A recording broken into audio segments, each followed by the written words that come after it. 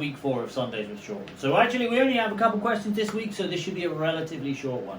The first question is about what happened to the people who were involved in the CIA program in terms of repercussions in their career, and the second is what actually happened to what did psychology do, I guess, as a field when all of this came out. And they're two really interesting questions. So I'll start with the first one. What happened to those involved in the program? And I would love to have a better answer than, to be honest, I'm pretty sure nothing happened. So if you watch the documentary from last week, you'll have seen that basically so for example, if you look at Mitchell and Jensen, in their contract with the Central Intelligence Agency, they had written in there protection from any kind of liability, if you will, for the program, and the CIA granted that. Now, what has actually happened since, and you'll see this from the Vice documentary I put up in this week's lecture, is several lawsuits have been filed by ex-detainee members of the actual program itself, who have launched lawsuits against him because of his actions in the program. And what I'm actually going to do is I'm going to insert into this video a quick New York Times clip that kind of talks about some of their experiences and also a little bit more about that lawsuit. So in terms of what's happening to the architects, if you will, let's focus on them. Currently nothing. James Mitchell, they made $81 million in contracts. Obviously James Mitchell has since sold a large number of books broadcasting that he was in fact the architect. So they haven't had any notable repercussions, though there are still lawsuits ongoing, and we're not quite sure where those will end up. Obviously they've had professional affiliation stripped and things like that, but largely not too many consequences. In terms of the CIA itself, one of the things that you'll see, and so if you, for example, Googled Biden CIA director torture, just as an example, I haven't done it myself, but I'm relatively sure you would see that there was a conversation a few weeks ago about how many of the potential directors of the CIA have had elements of their careers associated with this program. So from an internal CIA standpoint, there haven't really been any repercussions. And I think, though I would want to fact check this before you ever quote me on it, I think the only ever conviction from the Enhanced Interrogation Program to date is a whistleblower who leaked information on it. I would have to check on that, but I do believe that's the case. So in terms of a consequences standpoint, there haven't really been any. And I think that one of the chapters we wrote in the book was about this concept of why do we not learn from history, and why do we keep making the same mistakes over and over again? And I think one of the reasons in that institutional failing, if you will, to learn the lessons of the past is often a lack of accountability. And specifically when things come down to, it's an organizational question, and it's a much bigger debate than this mere Sunday with Shortland answer, but how does an organization handle the immense pressures placed upon it in a counter-terrorism world with accountability? And it's a philosophical debate, but it touches every aspect of the psychology of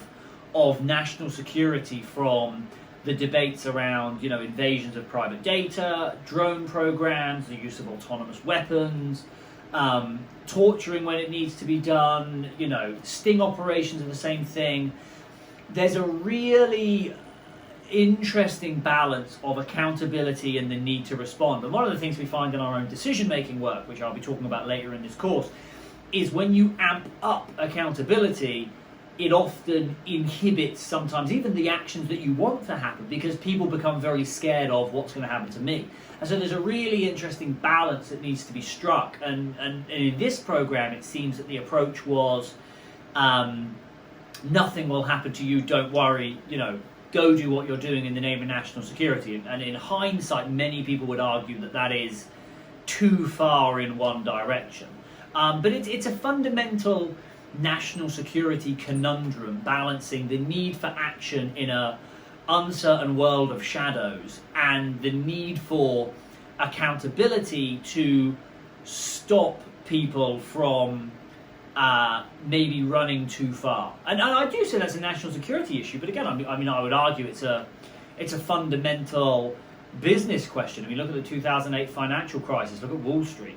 You know, where's the accountability for the 2008 financial crisis? Again, if you what was the movie I watched the other day? I think I watched The Big Short the other day, or maybe Wall Street 2, Money Never Sleeps, featuring Shia LaBeouf. Great movie. You know, the only person arrested for the Wall Street crisis is like one clerk or something like that. You know, you often find that the people leading these things where there's large level institutional policies that are problematic, often they don't suffer the highest level of accountability. And if you want, we can have a very, very long conversation about general corruption in the world. But that's definitely something you see in this one, that there's been not a lot of accountability for the CIA members themselves, and not a lot of accountability for the Mitchell and Jensen to date. Though, as I'll put in after this answer, there is an ongoing lawsuit, and I think it's important for you to see that so you can see the plaintiffs. The one thing I will say, and it's interesting, part of that question I was asked was, are those individuals released? And a little while ago, I organised a guest presentation by a Boston-based lawyer whose name escapes me now. But their law firm launched a program or a legal effort to get 3 detainees released from Guantanamo Bay who were incorrectly kind of captured and put in Guantanamo. And in order to get those 3 individuals released, it was the largest ever pro bono effort by a law firm in the United States. So just so you realize the scale of getting a few people released from Guantanamo Bay who never should have been there in the first place, it is the largest pro bono effort in the history of a US law firm. And I'll when I send you this email, I'll link the story to that one, so you can have a read, because I'll dig up the individual's name and I'll send that over to you. But that's what getting someone out of Guantanamo Bay looks like, and they had experienced many of those things. So it's a dark period. Now, the question of what did psychology do is a unbelievably complicated story. So the first thing to know, I guess, or the first kind of the first point to answer would be that there was a thing called the Hoffman Report, which was a privately contracted legal investigation of what the American Psychological Association did and knew in the lead up and I guess kind of running of the Enhanced Interrogation Program. The Hoffman Report is very damning on the APA. It points out that senior APA officials colluded with the DoD in order to stop the APA from establishing ethics codes or ethical code of conducts that could have prevented or would have prevented the involvement of psychologists from interrogations at that time. So the argument is that the APA were colluding with the DoD in order to allow basically DoD to keep funding things and funneling money to the APA and to psychologists and all this kind of stuff. So there's this, the Hoffman Report kind of points that there's this big organizational collusion between the APA and the Department of Defense to allow kind of these unethical interrogation practices to continue and to allow the involvement of psychologists to continue. There is also some pushback on the Hoffman Report, and so I'm affiliated, for example, with Division 19, so it's the American Psychological Association's Division of Military Psychology. I'm actually, I was recently the chair of one of their early career researcher panels. And so I firsthand saw that they, I think 5 or 6 years later, are still trying to get the Hoffman Report taken off the internet. So there's the CIA issue, there's the Hoffman Report, and then there's now the anti-Hoffman Report movement claiming that the Hoffman Report was biased because it was basically a targeted hit job on psychologists. Honestly, when I tell you it's years and a degree's worth of study to unpack all of this, it absolutely is. But one of the things that's so interesting is that the APA immediately banned all psychologists from facilitating in basically the care and treatment of detainees in Guantanamo and other kind of similar areas. So it actually led to the full removal of military psychologists from that area of kind of national security. And the argument that I've heard in counter to that, and from a lot of people I know, is that a lot of those psychologists were providing care and treatment. You know, as you can imagine, and as we talked about, the immense psychological stress and strain of these kind of experiences. You need clinical psychologists there in order to ensure that they're okay and provide some form of treatment to the detainees. And that actually has kind of been stopped alongside this kind of stopping psychologists from engaging or supporting the interrogations themselves. So the view from Division 19 is very much that the APA has overreacted to a degree in terms of pulling all psychologists out of the area. And there were significant efforts to remove psychologists from national security writ large. So I would argue that there was a very, very strong reaction by the APA, but it was done in part as a reaction to this kind of legal analysis and this legal case, the Hoffman report. And I'll link in this video below.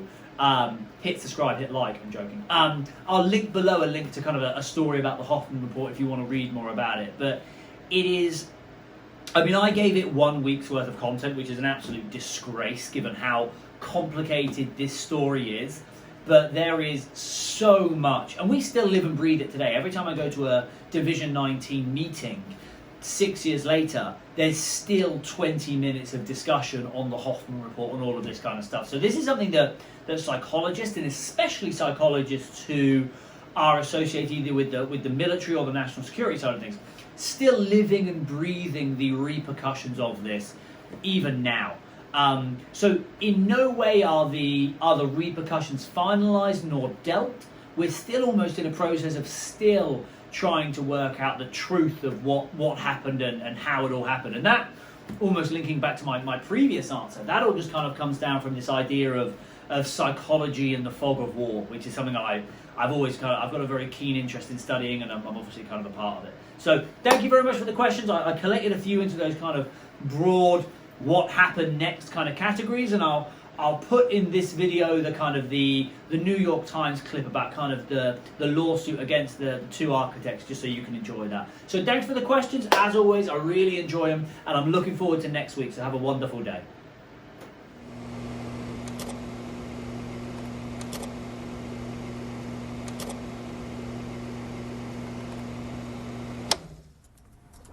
We were soldiers doing what we were instructed to do. This is Bruce Jessen, a former military psychologist who became a CIA contractor, and his colleague, James Mitchell. Any expertise in the art of interview?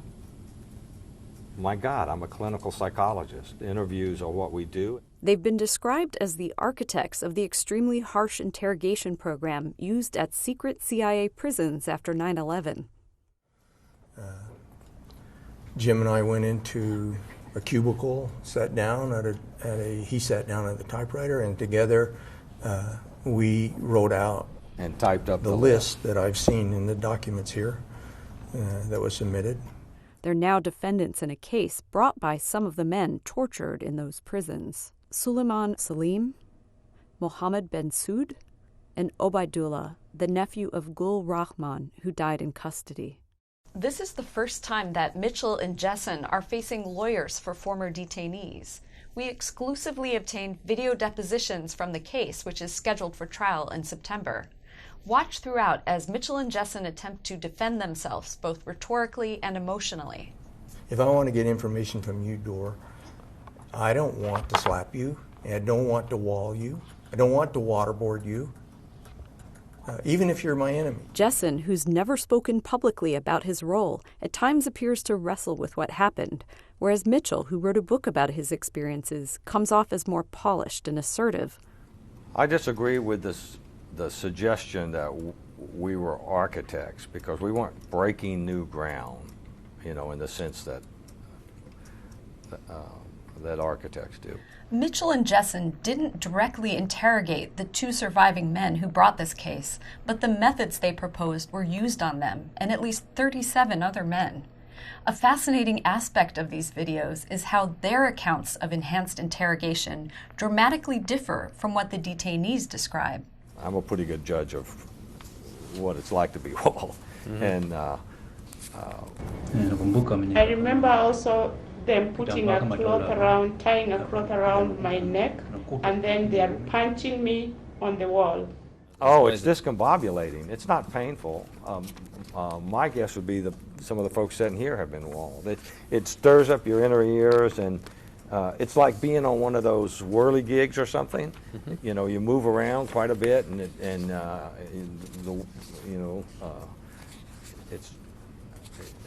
in fact, if it's painful, you're doing it wrong. There's a tether anchored to the ceiling in the center of the detention cell. The detainee has handcuffs, and they're attached to the tether in a way that they can't lie down or rest against the wall. They're monitored to make sure they don't get edema if they hang on the cuffs too much. Holding so-called stress positions for hours was another technique used on detainees. I remember being tied on the wall, handicapped on the wall. I couldn't go up or come down. This is Jose Rodriguez, former head of the CIA's Counterterrorism Center. On 60 Minutes, where you analogized the stress positions to working out in a gym. Correct. Yeah. Do you think that's a good analogy to what the kind of discomfort that the stress positions cause? I can only imagine. Mm-hmm. So you don't know? I don't know. I can't describe how painful it was. Do you presently experience the pain? Sasa hivi unasikia maumivu? Yes. Can you describe for me the pain that you feel presently? Huh?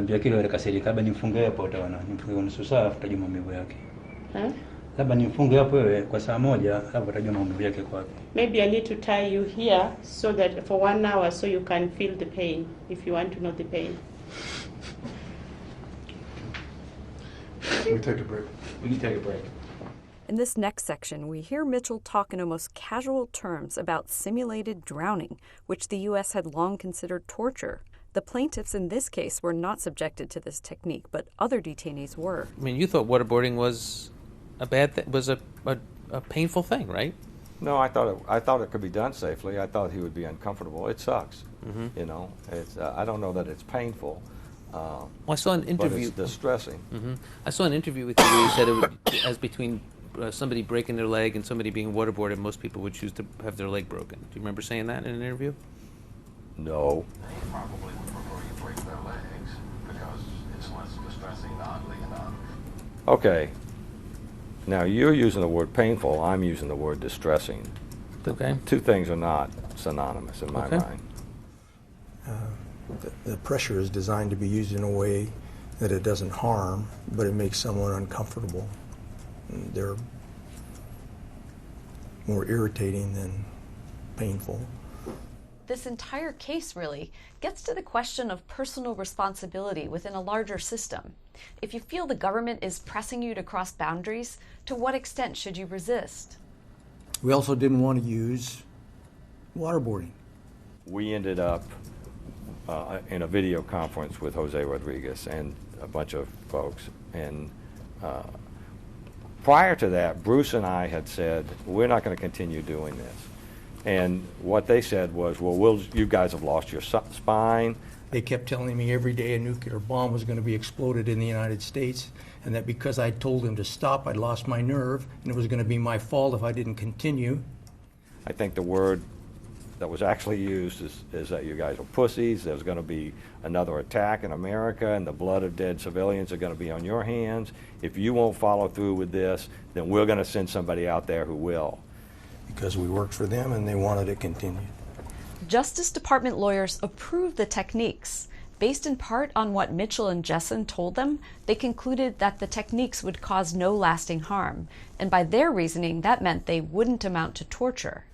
Do you think that the enhanced interrogation techniques could result in long-term harm? No. Why is that? It never did. I don't know that for a fact. It's one of those things that you can establish. If they're out there and that happened, then, show me the data. I think none of the men that I was involved with while I was involved with them experienced anything that would have led to that. I'm very convinced of that. Have you suffered any psychological injuries as a result of your captivity in Cobalt? طبعا. Of course. What are they? ما هم؟ الكوابيس. Nightmares. Can you tell me about these nightmares? الكوابيس تأتيني في It comes to me during my sleep, and as if I'm still imprisoned in that horrible place and still shackled. In addition to recurring nightmares, Mr. Bensoud describes feelings of anxiety, fear, and worry. Salim also describes ongoing effects. When asked about his feelings of isolation, he responds, I don't feel like being with people. I like being by myself, and I don't like walking around to see people. I feel like I'm so weak and I can't do anything. Mitchell and Jessen continued working with the CIA for many years. They set up a contracting company, and ultimately they ran many aspects of the CIA's interrogation program. For that work, their company received $81 million. In the end, whether or not Mitchell and Jessen or the former detainees prevail in this case, it's already had a profound effect. At a time when the world still confronts the threat of terrorism, we now know much more about a recent episode in U.S. history.